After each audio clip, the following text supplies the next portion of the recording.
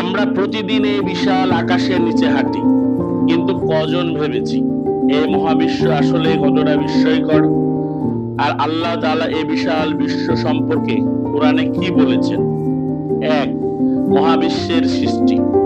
কোরআনে আল্লাহ বলেন, অবিশ্বাসীরা কি দেখে না যে আসমান ও জমিন একত্রিত ছিল, পরে আমি তাদের পৃথক করেছি। সূরা আম্বিয়া আয়াত নম্বর 30। অর্থাৎ মহাবিশ্ব একসময় একত্রিত ছিল, পরে বিস্ফোরণের মাধ্যমে ছড়িয়ে পড়ে, যা আজকের বিজ্ঞানের বিগ ব্যাং থিওরি বলে। দুই, মহাবিশ্বের সম্প্রসারণ। কুরআনে আরো বলা হয়েছে, আমি আকাশকে শক্তি দ্বারা নির্মাণ করেছি এবং আমি একে ক্রমে প্রসারিত করছি। সূরা জারিয়াত 47।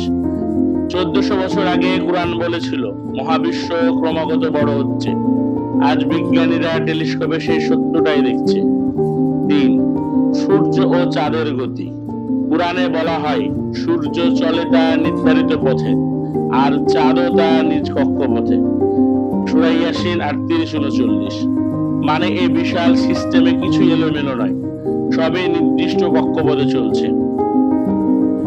চার, পৃথিবীর ভারসাম্য ও জীবন। আল্লাহ বলেন, আমি পৃথিবীকে তোমাদের জন্য বিছানা করেছি এবং আকাশকে ছাদ। সূরা বাকারা আয়াত 22। পৃথিবীর নিখুঁত ভারসাম্য, বাতাস, পানি, সূর্যালোক সবই আল্লাহর পরিকল্পনার নিদর্শন। পাঁচ, চিন্তা করার আহ্বান। আল্লাহ আরো বলেন, আসমান ও জমিনের সৃষ্টিতে এবং রাত দিনের পরিবর্তনে জ্ঞানীদের জন্য নিদর্শন রয়েছে। সূরা আল ইমরান 190। মানে যে চিন্তা করে সে ঈমানের পথে আরো গভীর হয়।